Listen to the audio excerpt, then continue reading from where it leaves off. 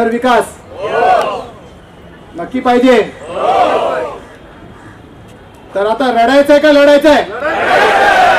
नक्की लढायचंय. जरा जोरात सांगा हो.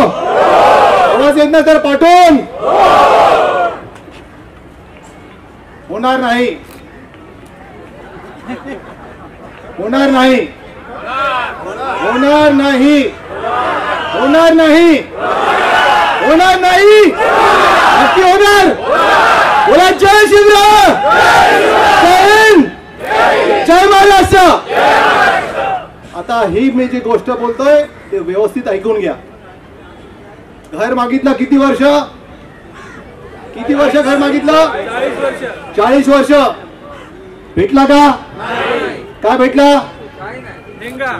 आश्वासन भेटला ना.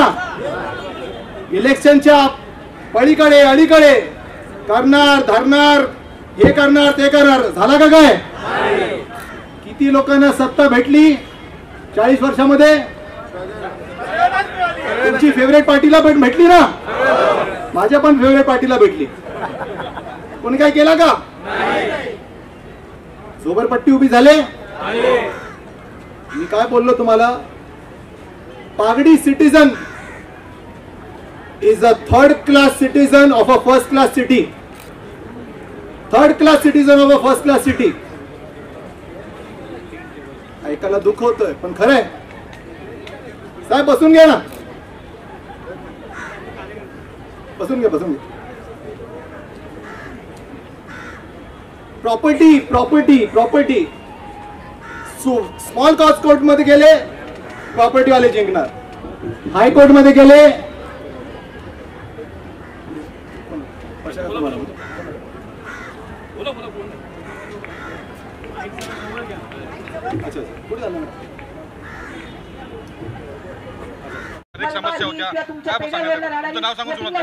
मी पागडी एकता संघाचा अध्यक्ष मुकेश साहेब बेंडसे.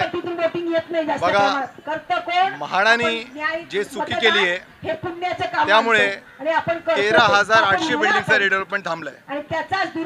त्यांना माहित आहे 13,800 बिल्डिंगचा स्ट्रक्चर ऑडिट पॉसिबलच नाही, पुढच्या 20 वर्षामध्ये पॉसिबल नाही. तरी पण स्ट्रक्चर ऑडिटची अटी करून रिडेव्हलपमेंट थांबण्यात आलं. दुसरी गोष्ट 79A हे ऑलरेडी एक गाईडलाईन्स आहे, त्याच्यावरती प्रेझेंटचा कन्सेंट आहे.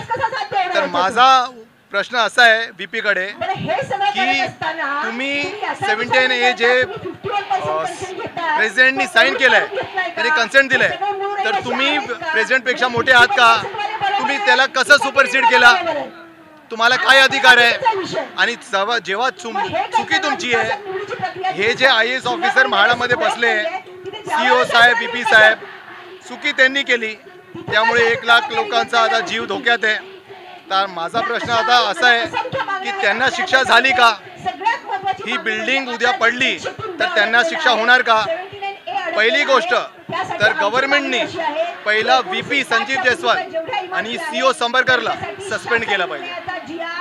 ही आमची मागणी आहे. कारण तुमची धोरणं काय राहील तुमची? आता महापालिकेचे इलेक्शन आहेत, सगळे तुमच्याजवळ येत आहेत की आम्ही तुमचं काम करून देतो. बघा, आमचा अनुभव त्याच्यामध्ये आहे. 40 वर्ष आम्ही बघतोय पागडी धारका बरोबर काय चाललंय. 33 वर्ष चॅप्टर 8 103 अडकलाय आणि 79A 79B आता 3 वर्ष काय झालं लोकांनी बघितलंय. प्रश्न असा आहे की समजा तुम्हाला रिडेव्हलपमेंट करायचं असेल तर उद्या कशाला, आज का नाही? आम्ही मागणी करतो 1960ची अगोदरची जेवढी बिल्डिंग आहे त्याला तुम्ही फ्रेश GR आणा. GR मध्ये क्लिअर करा की जेवढी 1960ची अगोदरची जेवढी बिल्डिंग आहे तेव्हा तुम्ही सरसकट रिडेव्हलपमेंट करा. त्यांना स्ट्रक्चर ऑडिटची काही गरज नाही, कारण त्यांना ह्युमन हॅबिटेशन सारखा राहण्यासारखं नाही आहे. त्याच्यामध्ये ह्या बिल्डिंगमध्ये ह्युमन राईटचा व्हायोलेशन होत चाललंय. त्याच्यामध्ये सॅनिटेशनचा प्रॉब्लेम आहे, त्याच्यामध्ये हेल्थचा प्रॉब्लेम आहे. आणि सर्वात मोठी जी गोष्ट असं आहे की हे प्रॉपर्टीची जी गोष्ट चालली आहे ते पण चुकीचं आहे. प्रॉपर्टी ॲक्ट फंडामेंटल ॲक्ट नाही आहे, ते कॉन्स्टिट्यूशन लॉ आहे 300A आणि आर्टिकल 21 हे फंडामेंटल राईट आहे. तर फंडामेंटल राईटला कॉन्स्टिट्यूशन लॉ कसा सुपरसीड करू शकतो? हे पूर्णपणे आता पागडी धारका बरोबर हे चिटिंग चाललंय आणि त्यामुळे आम्ही हे आंदोलन केलं. आज कॅबिनेटची मीटिंग आहे मंत्रालयामध्ये, उपमुख्यमंत्री एकनाथ शिंदे यांच्याकडे गृहनिर्माण खाते आहे. काय वाटतं तुम्हाला, ते तुम्हाला न्याय देतील का? बघा, आम्ही आमचे सचिव त्यांना भेटले होते. आम्ही पण त्यांना 2-3 लेटर लिहिले होते आणि त्यांनी आम्हाला सांगितलं की ह्याच्यावर नक्कीच ते लक्ष देणार आणि त्यांनी हे पण सांगितलं 1960च्या अगोदरची जी बिल्डिंग आहे त्यावरती ते काम करणार नाही.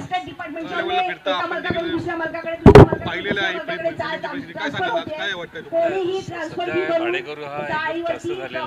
त्याला स्वतःच्या बिल्डिंगची इमारतीचं डेव्हलपमेंट पाहिजे आणि ते कशा प्रकारे होणार हे राज्य शासनाने करावं आणि राज्य शासनाने एक फॉर्म्युला करून ठेवावा की जसं आता बिल्डर लोक बघा मनमानी कारभार करून हे भाडेकरूंना अक्षरशः लूटच चालली आहे. भाडेकरूंच्या काय कोणताही विकास आणि ही जी आता नाहीपणा विकासकाची बंद झाली पाहिजे. आम्ही तर असं म्हणतो की शासनाने एक असा नवीन GR काढावा की त्याच्यामध्ये त्यांनी MOU ठरवावा, नवीन MOU करावा.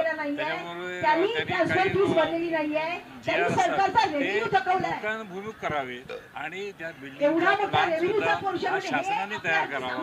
हा तसं बघितलं तर काही म्हणजे कॉर्पस फंड याच्यावर वाद होतात, काही भाड्यावर वाद होतात. हे सगळे भाडे जे रेट जे आहे ते शासनाने ठरवावं आणि शासनाने याचा पुढाकार घेऊन परत याला भाडेकरूंच्या या आंदोलनाला त्यांनी साथ द्यावी असं आमचं.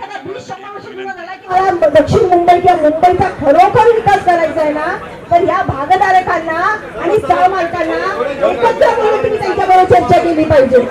तर काहीतरी फ्रुटफुल त्याच्यात म्हणतात तडजोड करणं म्हणतात ना तर ही निर्णय लागले जातात आणि त्याचं चुकीचं इम्प्लिमेंटेशन होत आहे आणि परिणामी बघतोय आम्ही तरी. त्यामुळे आपली मागणी हीच आहे की याच्या पुढे एकता संघाचा